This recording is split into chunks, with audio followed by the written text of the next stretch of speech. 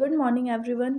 आज हम देखने वाले हैं एग्रीकल्चरल सब्सिडी। अगर हम सिर्फ सब्सिडी की बात करें तो सब्सिडी क्या होती है? जो गवर्नमेंट फाइनेंशियल एड देती है, मतलब फाइनेंशियल हेल्प करती है बिजनेसेस के हो गए या फिर किसी इंडस्ट्री का हो गया, इंडिविजुअल का हो गया, तो उसको हम सब्सिडी कहते हैं। लेकिन ये एग्रीकल्चरल सब्सिडी है। तो एग्रीकल्चर में जब हेल्प करती है government to the farm organization, agro businesses और the farmers to supplement their income, management of crops during extreme conditions and influence the crop prices.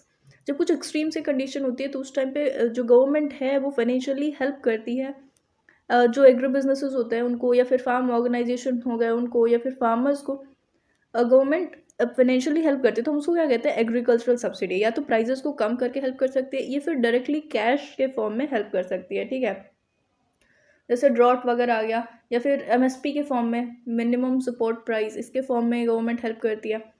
तो ये एग्रीकल्चरल सब्सिडी हुई। समझ आई बात की क्या होती है सब्सिडी? एग्रीकल्चरल सब्सिडी या फिर फार्म सब्सिडी भी कहते हैं इसको। गवर्नमेंट प्रोवाइड करती है एग्रीकल्चरल सब्सिडी किस फॉर्म में? तो फर्टिलाइज़र सब्सिडी के फॉर्म में करती है, मतलब फर्टिलाइजर्स के प्राइजेस को कम करके मार्केट में। Water subsidy, power subsidy, power की ज़रूरत होती है, मतलब इलेक्ट्रिसिटी की ज़रूरत होती है, तो वहाँ पे इलेक्ट्रिसिटी के प्राइजेस को कम करके हेल्प करती है गवर्नमेंट फार्मर्स की। क्रेडिट सब्सिडी कुछ कैश के फॉर्म में भी देती है। इरिगेशन सब्सिडी भी देती है, इरिगेशन में हेल्प करके, या तो प्राइजेस कम करके या डायरेक्ट कैश के फॉर्म में। ठीक है, इसके वैसे तो प्राइजेस कम करके देना ही मतलब ये सारी सब्सिडीज़ है। ठीक है, जो कि फार्मर्स को या एग्री बिजनेसेस को हेल्प करती है किसी एक्सट्रीम सिचुएशन में। ठीक है, या फिर कभी कभी नॉर्मली भी, जैसे ये इनइक्वालिटी भी कम करती है, तो जो पुअर फार्मर्स है उनको सब्सिडाइज करती है गवर्नमेंट। ठीक है, सब्सिडी की ज़रूरत क्या है आखिर? तो देखते हैं सब्सिडी की ज़रूरत क्या है। पहली बात तो कि ये फार्मर्स को मोटिवेट करती है कि अगर कोई बुरी सी सिचुएशन आ रही है, कोई एक्सट्रीम सिचुएशन आ रही है, तो उस टाइम पे वो क्विट ना करे फार्मिंग से, फार्मिंग कंटिन्यू रखे। तो इसलिए सब्सिडाइज करते ताकि वो थोड़े मोटिवेट रहे। देखो, एक बात तो क्लियर है कि फार्मिंग जो है, मतलब जो फार्मिंग हो रही है, ये हमारे लिए सबसे एसेंशियल चीज़ है। तो अगर हम एक तरह से देखें तो जो फार्मर्स है हमारे लिए गॉड भी है, क्योंकि सबसे बेसिक नीड हमारी क्या होती है? खाना। खाना क्या, जैसे फार्मिंग से हमें क्या क्या मिलता है? कॉटन, जूट, मतलब each and everything we got from farming. तो फार्मर्स को मोटिवेट रखना बहुत ज़रूरी है, तो सब्सिडाइज करना इस हिसाब से ज़रूरी हुआ। ठीक है, farm subsidies act as complementary income to farmers which can be reinvested in agriculture. ये उनको इनकम जो मिलती है, जो इनकम जनरेट होता है, उसमें थोड़ा सा और ऐड करके इनकम दे देना, मतलब और थोड़ा सा उनको इनकम एक्स्ट्रा मिल जाता है, कॉम्प्लीमेंट्री इनकम हम जिसको कह सकते हैं। तो ये भी हेल्प करती है फार्मर्स की। जैसे प्राइसेस बहुत ज़्यादा मार्केट में हो रखे हैं, तो इनको सब्सिडाइज करेंगे तो वो उस चीज़ तक पहुंच सकते हैं, या फिर अच्छी क्वालिटी के सीड्स वगैरह ये लोग ले सकते हैं, क्योंकि अच्छी क्वालिटी के सीड्स जो होते हैं वो महंगे मिलते हैं। तो गवर्नमेंट अगर सब्सिडाइज करिए तो ये अच्छा क्वालिटी का सीड ले सकते हैं और अच्छी क्वालिटी का प्रोडक्ट प्रोड्यूस कर सकते हैं। ठीक है, और आर्टिकल जो 48 है इंडियन कॉन्स्टिट्यूशन का, उसमें भी कहा गया है कि organisation of agriculture and animal husbandry on modern and scientific line, मतलब मॉडर्न तरीके से और साइंटिफिक लाइन में रह करके ये ऑर्गेनाइज करना है फार्मिंग को, एग्रीकल्चर को। तो इसके अकॉर्डिंग भी अगर उसको मॉडर्नाइज करना है, साइंटिफिक तरीके से लेके आना है, तो उसमें रिसर्च वगैरह भी तो ऐड हो सकता है। तो इस तरीके से ये एक और वो हो गया कि हाँ ज़रूरी है, एक और रीज़न मिल गया कि हाँ क्यों ज़रूरी है, क्योंकि हमारे इंडियन कॉन्स्टिट्यूशन में लिखा गया है इसको। ठीक है, farm subsidy is one of the tools for income distribution to reduce inequalities. ये एक तो इनकम डिस्ट्रीब्यूशन का एक टूल है फार्म सब्सिडी, और दूसरा कि ये इनइक्वालिटीज़ को भी रिड्यूस करता है कहीं ना कहीं, या फिर कह लो काफ़ी हद तक। ठीक है, टाइप्स ऑफ एग्रीकल्चरल सब्सिडी, देखो दो तरह के होते हैं, एक डायरेक्ट और एक इनडायरेक्ट होता है। यहाँ पे इनडायरेक्ट सब्सिडी। ठीक है, तो हम स्टार्ट करते हैं डायरेक्ट वाले से। डायरेक्ट सब्सिडी वो जो कैश के फॉर्म में गवर्नमेंट देती है फार्मर्स को। Direct farm subsidy are the subsidy which directly provided to the farmers and are generally paid in the form of direct cash subsidy.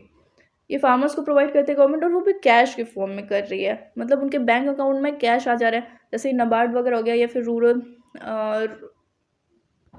या फिर कह लो रीजनल रूरल बैंक हो गया, तो इसमें इनके पैसे आ जाते हैं। और किस फॉर्म में, देखो जैसे यहाँ पे प्रधानमंत्री किसान स्कीम है, फार्म लोन वेलवर्स, ये सारी जो है ये डायरेक्ट इनको इस फॉर्म में, इस काम के लिए इस फॉर्म में इनको डायरेक्ट सब्सिडी मिलती है, मतलब कैश के फॉर्म में सब्सिडी मिलती है, ठीक है, इस स्कीम के अंदर। तो डायरेक्ट मतलब डायरेक्ट सब्सिडी की एडवांटेजेस क्या है, अगर कैश दे रहे हैं तो इसके एडवांटेजेस क्या क्या है। ये हेल्प करता है इन measuring purchasing capacity of farmers. हम जो परचेजिंग कैपेसिटी है फार्मर्स की, हम उसको मेज़र कर सकते हैं अगर डायरेक्ट कैश दे रहे हैं तो। ये जो फार्मर्स हैं उनको जिस चीज़ की ज़रूरत है और जितनी की ज़रूरत है वो उस हिसाब से खरीद सकते हैं अगर उनके हाथ में कैश है तो, ठीक है। अगर प्राइस कम किया जा रहा है तो क्या होगा कि हम वो लोग वही चीज़ें खरीद पाएंगे जिस पे प्राइस कम किया गया, लेकिन ऐसे उनको उनके हाथ में पैसे होंगे तो उन चीज़ों पे भी इन्वेस्ट कर सकते हैं जिनकी इनको वाकई में ज़रूरत है, ठीक है। Prevent misuse of public funds due to intermediaries. अब इनके हाथ में डायरेक्ट कैश दिया जाएगा तो क्या होगा कि जो बिल्कुल बीच में करप्शन वगैरह होता है उससे बच सकते हैं ये लोग, ठीक है। इनके हाथ तक मतलब यहाँ तक गरीबों तक या फिर फार्मर्स तक पैसे पहुँचेंगे, बीच में लोग मिसयूज़ नहीं कर सकते हैं उसका, ठीक है। इट में रेज स्टैंडर्ड ऑफ लिविंग। अगर अपने अकॉर्डिंग वो इन्वेस्ट करें चीज़ों में और उस पर काम करें तो स्टैंडर्ड ऑफ लिविंग भी बढ़ेगा क्योंकि इनकम जनरेट होगी उनकी, ठीक है। कर्ब the inefficient use of resources. अगर इनएफिशिएंट यूज़ नहीं होगा रिसोर्सेज का, मतलब मान लो कि वो फुल रेट पे कोई चीज़ खरीद रहे हैं तो जितने की ज़रूरत है उतना ही खरीदेंगे, एक्स्ट्रा तो खरीदेंगे नहीं, तो मिस यूज़ नहीं होगा रिसोर्सेज का और सही जगह रिसोर्सेज यूज़ होंगे। ये गवर्नमेंट का बर्डन रिड्यूस करता है कि कहाँ स्टोर करना है, ट्रांसपोर्टेशन कॉस्ट एंड ऑल, ये सारी चीज़ों को रिड्यूस करता है और सिटीजन्स को एम्पावर भी करता है ये, अगर डायरेक्ट सब्सिडी मतलब कैश के फॉर्म में दे रहे हैं तो। इसके डिमेरिट्स भी ऑब्वियसली इतने सारे एडवांटेजेस हैं तो कुछ डिसएडवांटेजेस भी होंगे, तो क्या है वो। Lack of financial inclusion in rural areas, मतलब कि गाँव वगैरह में बैंक्स नहीं होते हैं या फिर बैंक होते हैं तो उतनी अच्छी फैसिलिटीज़ नहीं होती हैं, फिर काफ़ी बारी जो फार्मर्स होते पढ़े लिखे नहीं होते तो उसको सही से यूज़ नहीं कर पाते हैं, उन तक सही से पैसे पहुंच नहीं पाते हैं, ठीक है। चांस हो सकता है कि जो फार्मर्स हैं उनको फार्मिंग एक्टिविटी के लिए वो पैसे दिए जा रहे हैं लेकिन उसको नॉन फार्मिंग एक्टिविटी में यूज़ कर रहे हैं, तो ये एक चांस हो सकता है। Issues with identification of beneficiaries, कि ये आइडेंटिफाई नहीं किया जा सकता है कि हाँ जिसको दिया जा रहा है क्या उस तक ही पहुँची ये चीज़ें, तो ये एक डिसएडवांटेज हो गया। More money in hands of public में लीड टू इन्फ्लेशन। ऑब्वियसली अगर लोगों के हाथ में पैसे हैं तो फार्म एक्टिविटीज़ में नहीं यूज़ करें, मान लो कहीं और यूज़ कर रहे हैं, किसी और चीज़ में यूज़ करें, तो ये बहुत सारा पैसा उनके हाथ में आना मतलब कि इन्फ्लेशन भी कॉज कर सकता है ये। नेक्स्ट हम देखते हैं इनडायरेक्ट फार्म सब्सिडी। ये क्या होता है, ये सब्सिडीज़ वो होती है जो कि which the cost of product is set at lower price, मतलब डायरेक्ट कैश नहीं दिया जा रहा है उनको, जो चीज़ें उनको खरीदनी है, जैसे एग्रीकल्चरल प्रोडक्ट्स जो होते हैं, ये बीज वगैरह हो गए, सीड्स हो गए, तो उनके प्राइसेस को कम कर दिया जाता है। इनडायरेक्ट सब्सिडी में जीडीपी का जो है ना 2% पैसा जाता है, ठीक है, 2%, इट्स ए ह्यूज अमाउंट, क्योंकि जीडीपी हमारी कितनी हो रखी है अभी देख रहे हो आप लोग, और इसका 2% जाता है इसमें, ठीक है। एग्जाम्पल्स क्या हो गए इसके, इरिगेशन सब्सिडी हो गया, पावर सब्सिडी हो गया, फर्टिलाइजर सब्सिडी हो गया, मतलब इन सारी चीज़ों पे पैसे कम कर दिया जाता है। और एमएसपी मिनिमम सपोर्ट प्राइस में क्या होता है कि उसमें उन चीज़ों के दाम को कम कर दिया जाता है, प्राइसेस को कम कर दिया जाता है, ठीक है। तो ये इनडायरेक्ट सब्सिडी के कुछ एग्जाम्पल्स हो गए। पावर सब्सिडी एकदम कैश के फॉर्म में नहीं दी जाती है उनको, पावर की जो इलेक्ट्रिसिटी है उसकी प्राइसेस कम करके दिए जाते हैं, ठीक है।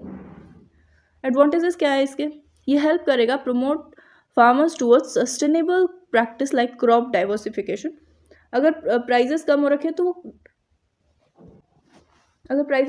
तो वो डाइवर्सिफाई कर सकते हैं क्रॉप्स को, मतलब एक साल में एक ही क्रॉप को वो नहीं उगाएंगे, एक साल में 3 क्रॉप्स को भी उगा सकते हैं, बीच में जो रबी क्रॉप और खरीफ क्रॉप्स होते हैं उसके बीच में भी वो उगा सकते हैं क्रॉप्स को, तो क्रॉप डाइवर्सिफिकेशन लेकर के आएगा, ठीक है। Subsidies on seeds and fertilisers ensures farmers to get quality inputs. अगर प्राइजेस कम हो जा रहे हैं तो उन्हें वो क्वालिटी इनपुट्स भी खरीद सकते हैं, मतलब क्वालिटी एग्रीकल्चरल प्रोडक्ट्स भी खरीद सकते हैं, जैसे सीड्स वगैरह क्वालिटी सीड्स खरीद सकते हैं, क्योंकि एचवाईवी सीड्स जो होती है वो महंगी होती है, तो अगर उनके प्राइसेस कम हो जाएंगे तो वो अच्छी प्रोडक्टिविटी सीड्स खरीद सकते हैं और प्रोडक्ट भी अच्छा मतलब फुल प्रोडक्टिविटी के साथ आ सकता है, ठीक है।